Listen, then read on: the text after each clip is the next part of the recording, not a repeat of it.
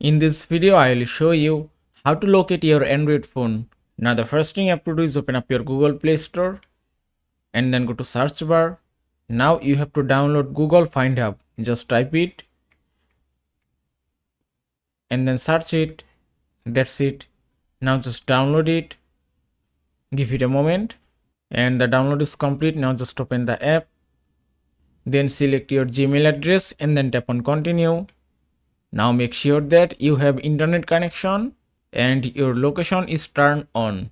Now remember that if you want to locate your phone, you need to log in your Gmail address on both phone. One is this one and another is that you want to locate.